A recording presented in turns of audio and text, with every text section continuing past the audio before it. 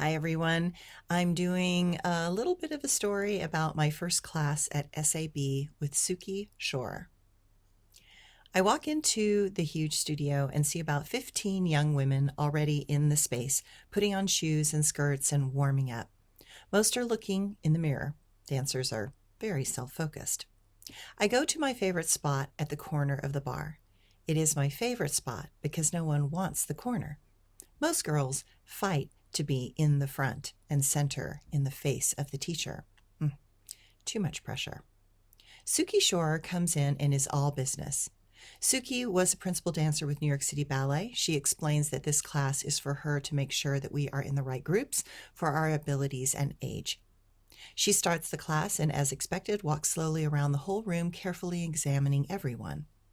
There are moments when someone looks at you, but does more than that. They look with an educated eye that is careful, discerning, and to me, in that moment, it felt bone-chilling. That was the look from Suki Schorer.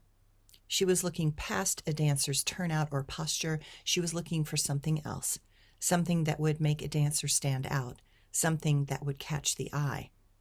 There is a type of looking that goes beyond the eyes and into the heart and soul of a dancer. She had that look. Honestly, it was not a look I had ever seen or experienced or felt. Not to that degree, anyway. From the beginning of the class, I knew by the feeling that this was serious business. This was not about fun and games. This was about the elusive quality that defines talent, real talent. I knew in that moment that I was clearly not in Texas anymore. I was not the apple of this teacher's eye. Not at least yet. She comes past everyone speaking corrections as she walks and noticed if you shifted what you were doing in any way or not. She looked for focus and a clear mind. The second time she came around, she took my fingers so lightly and said, "Reach even further than your fingers. Feel as if your arms are floating and your soul is radiating out beyond your hands." I took a breath, and with the inhale, I imagined that I was reaching into and feeling the air past my hands and feet. "Good," was her response, and kept walking. I learned early on that it is one thing to get a personal correction, but that I had to remember that every correction is your correction. That is how one improves rapidly. I listened to each correction and took it to heart and attempted to have that correction make sense in my body. I look around the room. The other girls are good. Some are very good. Suki was familiar with some, and some of the girls, Suki was clearly familiar with some of the girls and knew them instantly by name. I realized that many had been here before. That gave them an obvious advantage. While I felt as if I was holding my own, I was not the best person in the class. That was clear, but I had things going for me.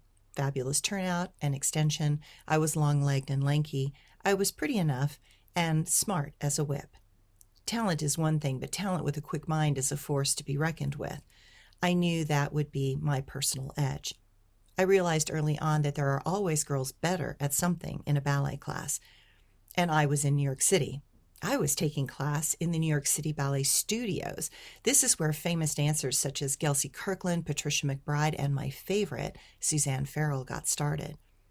Suzanne Farrell and I shared the same birthday, August 16th. I loved that she and I were born the same day. I thought it was auspicious, maybe even destined. We finish the exercises at the bar, and we are finally at the center. That is when Suki gave a combination that excited my mind and showed me the possibilities that I had never even considered. Up to that point, ballet class was very regimented and about repetition and to gain strength and control. But this jump exercise she gave started in one direction and then made you shift quickly and do the jump in another, unexpected direction. I had never seen such a combination. It was brilliant in my mind, exciting, electrifying, and my body wanted to feel it and taste the sensation of such quick shifts and organic, spontaneous flows. That is when she saw me. That is when I realized she saw something in me that sparkled. Perhaps it was because I was so excited to try it. Perhaps it was because that exercise caught something inside of me on fire. But as I did this combination, there was a feeling of organic flow that I had not felt up to that point. I loved the feeling that dancing could surprise as powerfully as it captivated. I was to realize that this was the New York City Ballet signature, or should I say, one of them. And I was hooked. Just like a fish going for a tasty worm, that combination was such a tempting morsel that I would throw myself towards that hook with an abandon. That hook was going to carry me into the next zone of experience. In the wild abandon of that moment, fear evaporated and something else awoke. I did not care that I was being judged, because what was being asked of me was to see what I might have inside that had been hidden. Suki was looking, not for failure, but where there was a fiery finesse. She was looking to see if passion inside could overcome insecurity. She was looking to see if dance had the power to fully move through me. She wanted to see if I could let something inside my soul take over in an instant and move me in ways that it wanted, if my body would understand the subtle voice well enough to respond completely and fully. In that moment, I understood dance was about trust. It was not if I trusted a teacher, a style, my own body, or myself. The test was to see if I could trust an energy to flow through me, and if I could merge with that flow to create real art, real beauty, and something wonderful. In that moment, I realized that nothing is forever. Nothing is certain. Life is going to be a constant surprise. And while people would decide many things about my life, they could not control this feeling. It was going to be up to me to learn how to manage this feeling, learn how to find new ways for it to express through me, and to let it be seen by others. In that moment, I knew that people judge on a whim, a projection, or their personal opinion. But this feeling I had in my body in that moment was something timeless and profound. This was my introduction to the harsh world of ballet in New York City. I felt that I had passed the first test. Clearly, it would not be my last. But I found something special inside me that had a power to carry me forward regardless of the projections others might have about my talent or lack of it. While I wanted to dance for an audience, I realized that the truth was that I was dancing for me. I was dancing for a feeling. I was dancing for my life.